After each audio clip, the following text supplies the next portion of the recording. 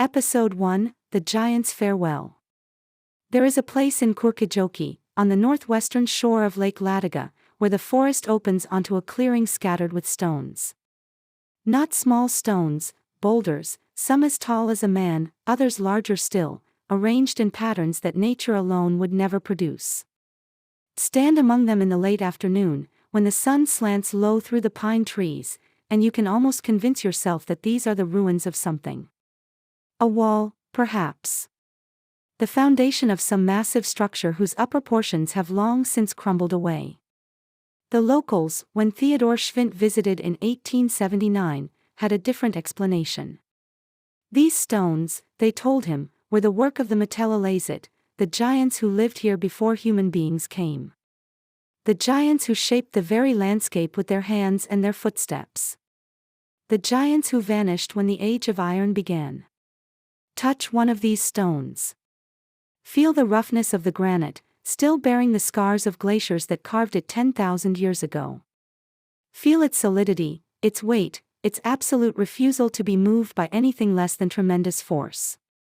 Then imagine hands large enough to lift this boulder as easily as you might lift a brick. Imagine beings so powerful that the valleys themselves remember their passage. This is where our journey through the Lake Ladoga folktales truly begins, with the departure of giants and the arrival of something smaller, seemingly weaker, but carrying tools and knowledge that would reshape the world utterly. This is a story about transformation, about the end of one age and the beginning of another. About what is lost when the old gives way to the new. This is The Giant's Farewell. Before history, the world of memory. To understand this story, we must first understand something about how memory works in cultures that have no written records. In the villages around Lake Ladoga in the 19th century, history was not something you found in books. It was something you heard from your grandmother, who heard it from her grandmother, who heard it from hers. Events were not dated precisely, there were no specific years attached to most stories. Instead, time was measured in layers. In my grandfather's time, when the Swedes came, before the Orthodox faith arrived, in the days of the giants.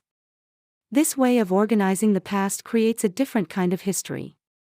Events that happened at different times can collapse together in memory. Real people can become legends.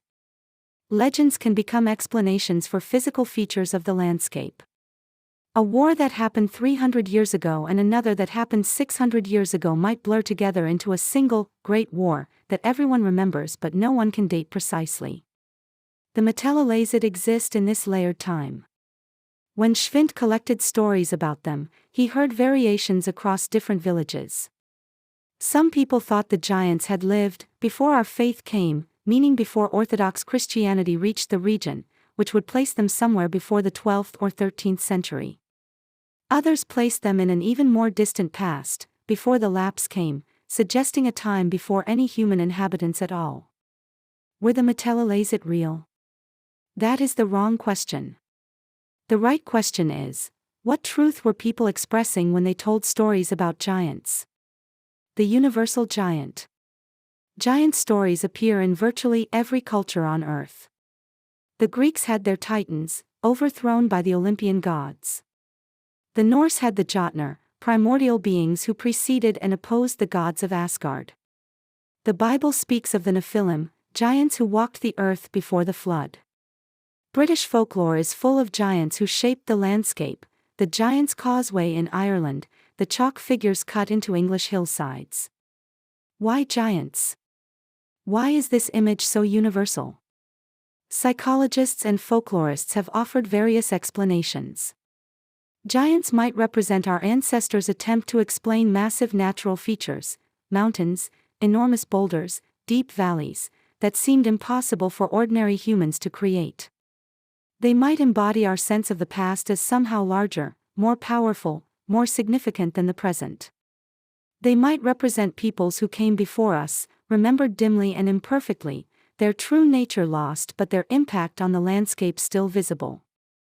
In the case of the Meteliläiset, all of these explanations likely contain some truth.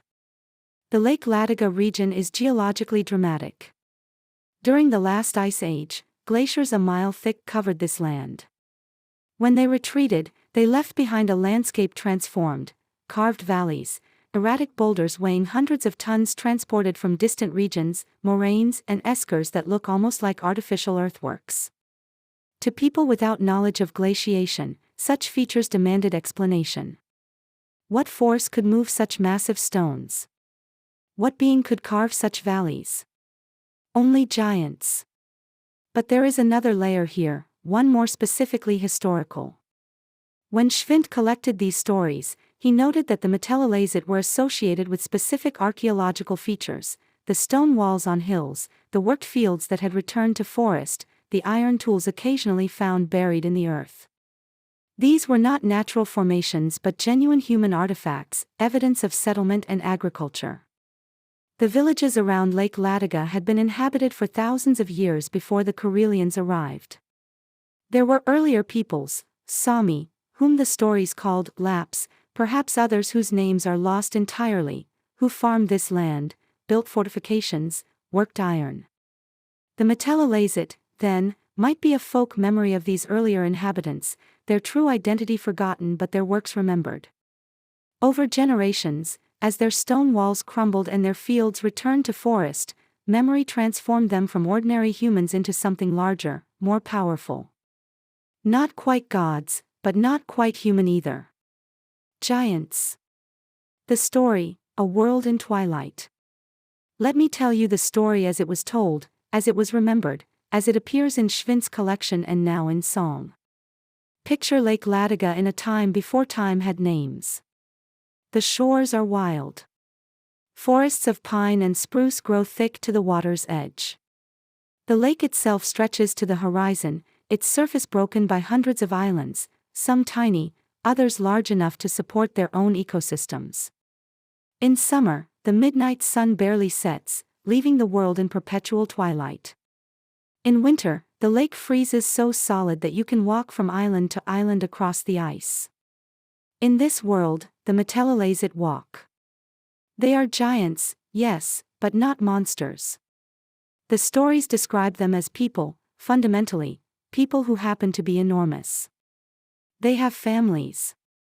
They farm the land, though their idea of farming involves moving boulders to create terraced fields on hillsides where ordinary humans would never think to plant. They build fortresses, though their walls are made of stones that would take 10 men to lift. They hunt and fish, though their prey are the great elk and the massive sturgeon that once inhabited these waters. They are, the stories suggest, the first people. The makers of this landscape in its inhabited form. But they are not alone forever. One day, or 1 year, or 1 generation, the stories are vague about time, something new arrives. A giant's daughter is walking along the shore when she sees something peculiar, a tiny creature, no taller than her knee, guiding an even smaller creature that pulls something that cuts the earth. A man. A horse. A plow. She is fascinated. She has never seen anything like this. The man seems so small, so fragile. She could crush him accidentally just by stepping carelessly. But he is doing something she recognizes: he is preparing the soil for planting. He is farming, as her people farm, but in miniature. Carefully, so carefully, she scoops up the man, his horse, and his plow, cradling them in her apron so as not to harm them. She carries them to her father, one of the elders of the giants, to show him this curious thing she has found. But her father does not share her wonder. He looks at the tiny man, who is terrified, suspended in the fabric of a giant's apron, seeing a face the size of a cliff looking down at him, and the giant elder trembles. Not with rage. Not with contempt. With fear. "Daughter," he says, his voice heavy with sorrow and resignation, "take them back. Put them exactly where you found them. Do it gently. Do not harm them." "But father, they are so small. What could they?" "Take them back," he repeats. "And then gather our people. We must leave this place." The daughter does not understand, but she obeys. She returns to the shore and carefully, so carefully, sets the man and his horse and his plow back on the earth exactly as she found them. The man, shaking, watches as the giant girl withdraws. He will tell this story for the rest of his life, though many will not believe him. Meanwhile, the elder summons the Meteliläiset. They gather from across the region, from Korpisaari, from Lapinlahti, from Harvey and Kumala and Mikkeli, from all the places that still bear these names today. They stand together and the elder speaks. This is the twilight of our age. The small ones have come, and they bring iron. They will write history's new page. We built these valleys and these fortresses with our hands, but this land is theirs now.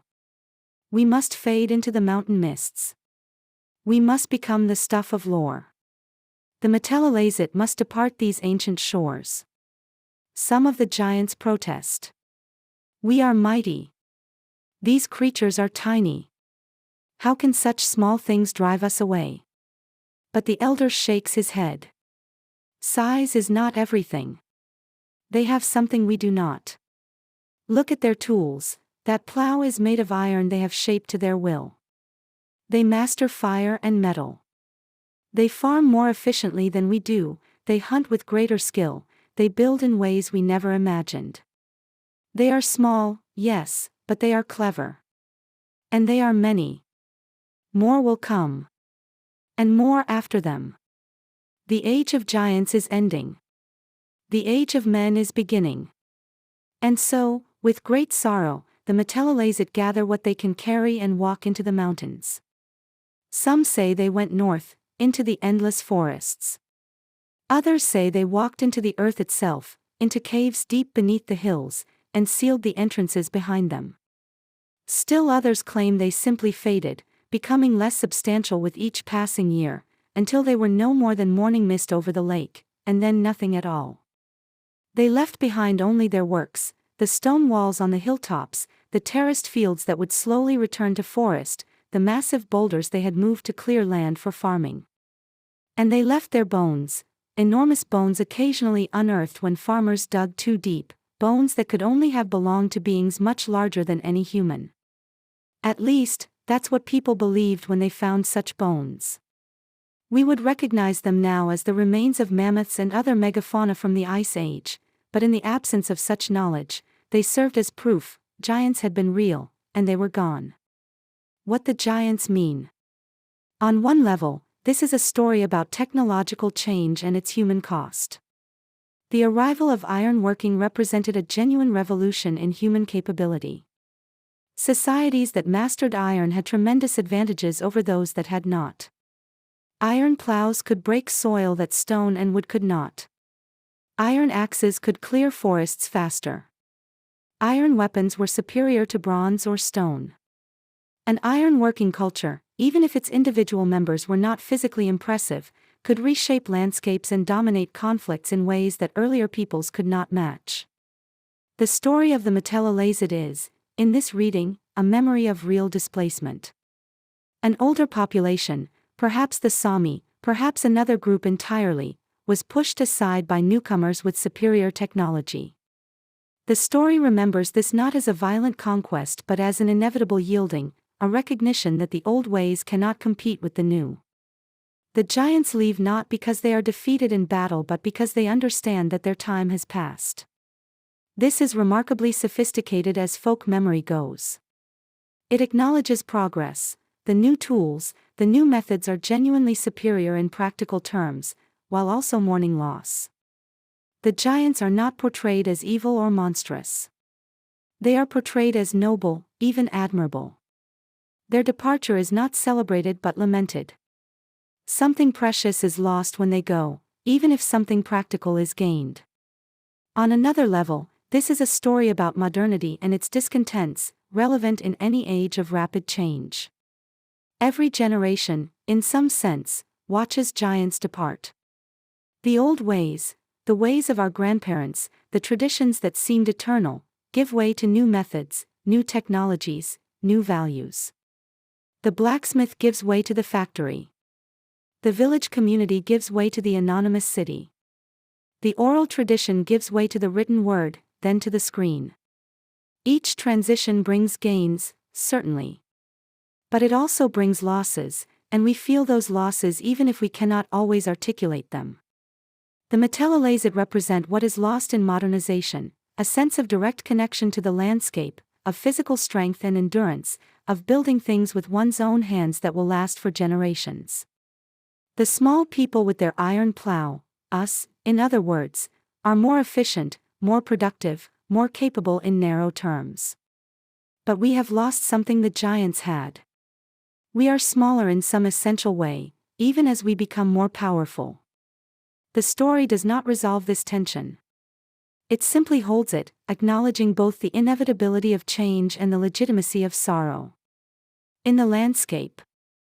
Theodor Schwint, walking through the villages of Kurkijoki in 1879, was shown numerous physical sites associated with the Meteliläiset. In Korpisari, Otsilahti, Lapinlahti, Harvey, Kumala, and Mikli, local people pointed out abandoned fields, now overgrown with forest, that they said were the giants' ancient farmlands. In several places, enormous human bones had been found, proof, to the villagers, of the giants' former presence. Iron tools of unusual size or unfamiliar design, dug up from the earth, were identified as the giants' plowshares and implements. Modern archaeology would interpret these finds differently. The abandoned fields were likely from earlier phases of settlement, when population pressures or climate variations had allowed farming in areas that were later abandoned. The giant bones were almost certainly mammoth or other megafauna remains. The iron tools were simply from earlier human inhabitants, their size perhaps exaggerated in memory. But here's what's striking: the folk interpretation, while factually wrong about giants, was correct about the essential truth. There had been earlier peoples here. They had farmed these lands. They had worked iron. They had built structures whose remains were still visible. And then they had departed or been displaced, leaving behind only traces. The Meteliläiset story is how a pre-scientific culture explained archaeological evidence. It is folk archaeology, and like the best folklore, it contains genuine insight wrapped in fantastic imagery. In many places around Lake Ladoga, the association between giants and stone structures was particularly strong. The various Linnanmäki, fortress mountains, with their stone walls were almost universally attributed to the giants. This makes a certain logic. The walls were built of stones that seemed impossibly large for ordinary humans to move. Therefore, giants must have built them. What's interesting is that this interpretation often coexisted with other explanations. Some of the same people who said the Meteliläiset built the fortress walls also said that the Lapps built them, or that ancient Karelians built them before the Russians came. The explanations shifted depending on context. The important point was not the specific builders but the recognition that these structures were very old, older than living memory, and represented a time when things were different. The giants, in other words, are a way of marking time, of saying, before this point, the world was different. Things we cannot fully imagine were possible. The ordinary rules did not apply. Connections and echoes. The story of the Meteliläiset is the first in our series, but it resonates with many that will follow. In Fortress Mountains, we will explore those stone walls that tradition attributes to giants. We will discover that they were built by human hands, but by humans whose world and worldview were so different from later inhabitants that they might as well have been a different species. In Jaco Puntis, we will meet a hero who might himself have been one of the last giants, a man of such legendary strength that the boundary between human and Meteliläinen blurs. His story suggests that perhaps the giants did not entirely vanish, perhaps their blood, diluted but not extinct, flows in those exceptional individuals who seem larger than life. Throughout the series, we will encounter this theme again and again, the old world giving way to the new, and the complex mixture of gain and loss that accompanies every such transition. The monks casting their bells into the lake to save them from Swedish armies. The young women of Imphara choosing death over dishonor.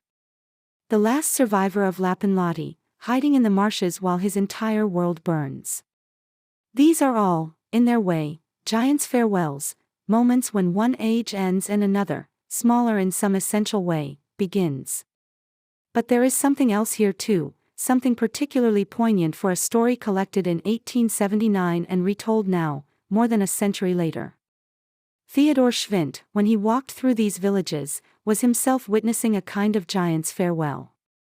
The culture he was documenting, the orthodox Karelian world of sacred groves and cemetery feasts, of folk memory stretching back into mythic time, was already fading. The railways were coming. The modern Russian state was extending its bureaucratic reach. Education was spreading, bringing literacy and with it a different relationship to knowledge and tradition. The old people who remembered the giant stories would soon be gone, and their children, increasingly, did not believe.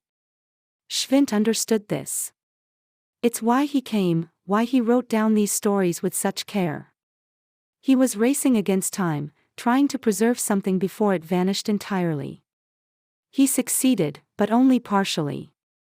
He saved the stories, yes, but the living culture that produced them? That was gone within 2 generations, scattered by war, erased by borders, swallowed by history.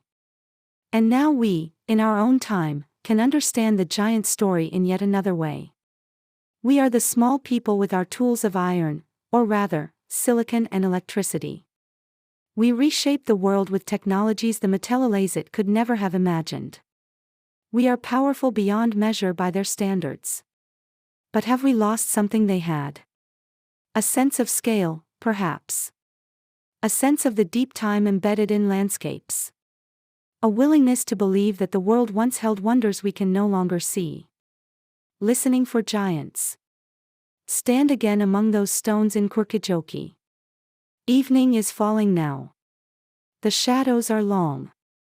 The forest around you is very quiet, the way northern forests are, not silent, exactly, but hushed, holding its breath.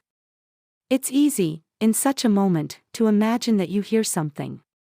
The creak of trees might be the groan of a giant's footstep. The rumble of distant thunder might be a voice calling from the mountains. The morning mist rising from the lake might be the last breath of the Meteliläiset, fading into legend. Or perhaps not. Perhaps these are just trees and thunder and mist, ordinary phenomena in an ordinary world where giants never walked. But here's the question, which world would you rather inhabit? The one where everything can be explained and measured and understood, where stones are just stones and old walls are just old walls. Or the one where the landscape itself remembers, where the past is not dead but sleeping, where giants might have walked and might, in some sense, walk still? The Karelians who told Theodor Schwindt about the Meteliläiset had chosen their answer. They lived in a world where the boundary between history and legend was permeable, where the landscape was layered with meaning, where every hill and valley and stone had a story. That world is gone. The giants have departed. But their farewell still echoes, if we listen for it. In the stones they left behind. In the stories that survived them. In our lingering sense that something has been lost, even as we gain so much. This is what folklore preserves, not just stories, but ways of being in the world. Ways of seeing, ways of remembering, ways of understanding our place in the deep time of earth and culture. The Meteliläiset are gone. But we can still hear their farewell, carried on the wind across Lake Ladoga, if we still have ears to hear it.